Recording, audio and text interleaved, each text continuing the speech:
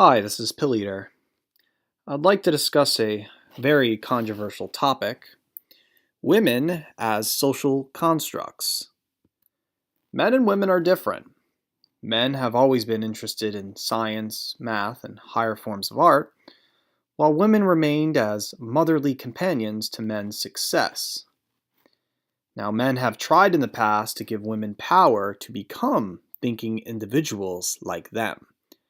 However, this led to the creation of feminism, as we've seen in the work of Percy Shelley's Hymn to Intellectual Beauty, which is a poem that argues that intellectualism should come before aesthetic beauty.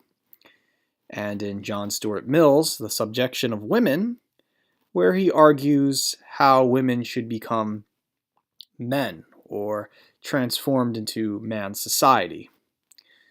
And so these two individuals, no longer women were judged with the biggest tits and nice ass, but who was more like a man without a penis.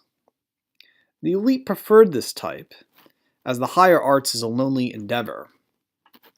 And so Western man would soon create feminism out of needing a companion while they pursue higher intellectual arts. But women are more prone to social construction than men.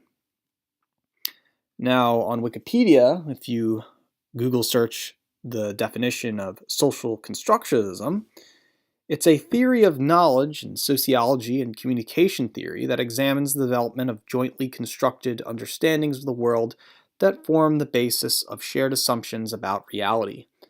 The theory centers on the notion that meanings are developed in coordination with others rather than separately with each individual. That things are based upon realities, and they're not biologically innate. And our personality is learned through other things.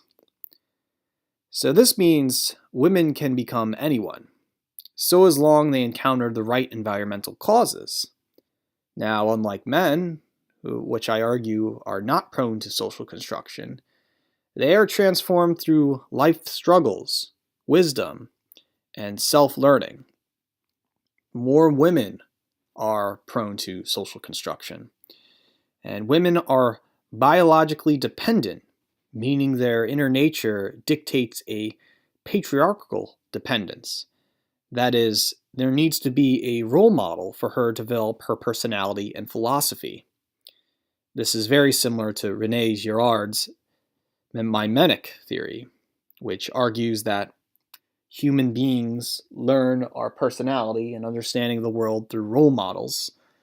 And I'm not really a person, I'm just mimicking someone who I solved.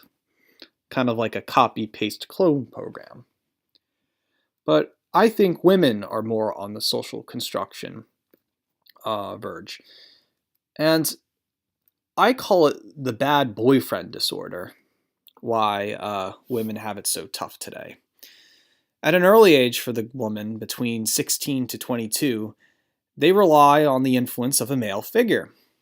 Or in Sylvia Plath's Every Woman Adores a Fascist line in her poem Daddy.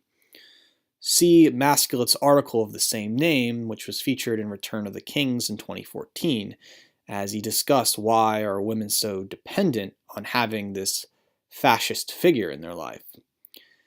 But importantly, take a look at the before and after feminism meme, as you can see on the right.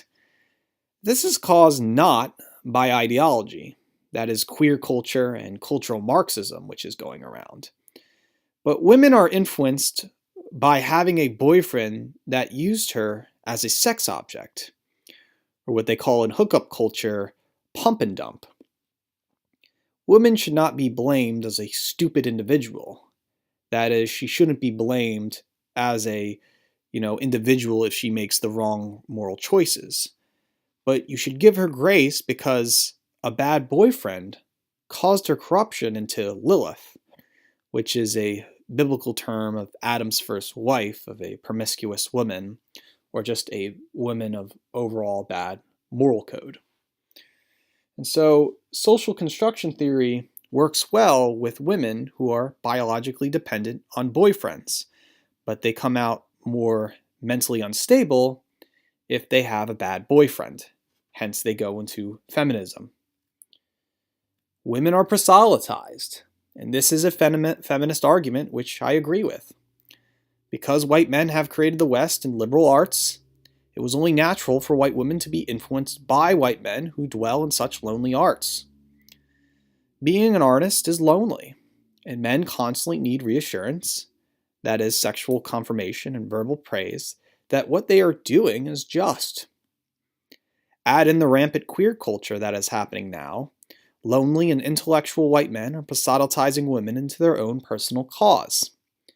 It's why women become self-identified white nationalists, or furries, or gamers. It's just like what Martha Stewart said about Trump voting women. They only voted for Trump because of their boyfriends. Women want to signal against other women that they have a better incubus than the others. And an incubus is a strong man like Donald Trump or Fabio, who appeared on the romance pulp covers. Women lead other women into the sex game. This leads to the creation of Stacy and Becky. And Becky is sort of an average woman that wants Chad but never wants Melvin. But Melvin is actually at her level. See, women are always in competition for the one alpha incubus. More is discussed in F. Roger Devlin's Sexual Utopia and Power, which came out in 2015, as he discusses more that the biological reality of alphas and betas, and all women going for the alpha and not the beta, and this failure of Christian marriage and moral code. But note, I'm really talking about the nature of white women. And white women have it worse than non-white women. When we say women, we are really referring to white women, not all women. Because white men are the most artistic and intellectual, it is only natural that his sexual counterpart mimics his behavior. But why do white women make behavior that is morally unsound or essentially disgusting, as we've seen in the before and after feminist meme? Again, white women wants the man's power and wants to show other white women that it is the best. Think what social media, in particular Instagram, is doing to a woman's psychology. On Instagram, she uploads a selfie and gets 100 likes for her and then makes other women jealous that she is a powerful woman. And it's no longer about bonds between boyfriend and girlfriend, but a whole shit show of who has the most likes and who's more popular. Meanwhile, non-white women are more in tune with their own racial differences and biological dependencies on non-white patriarchs. That different cultures outside the West have their own set of rules and different games, right? But when non-white women meet white men for the first time, they revert to a natural state of animal behavior, of starting a family with a husband, wife, and kids, which I mean to say is that white men don't assert individualism onto them unless they want to, but more non-white women want to revert to traditional families, unlike white women, which are all about individualism.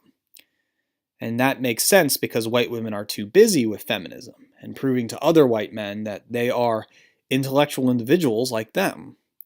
But again, the truth is men prefer a submissive wife and partner, not a man without a penis.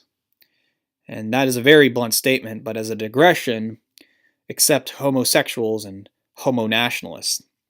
And that means other homosexuals think of each other as partners on the intellectual level, and they don't care about reproduction or sexual differences.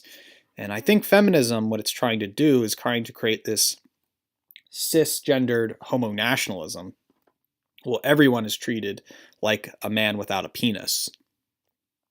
And this might be the big reason why white women are so, they're after being an intellectual individual, because other white men that want women to be intellectual individuals want that in the game, those alpha male leaders, if you can call them that.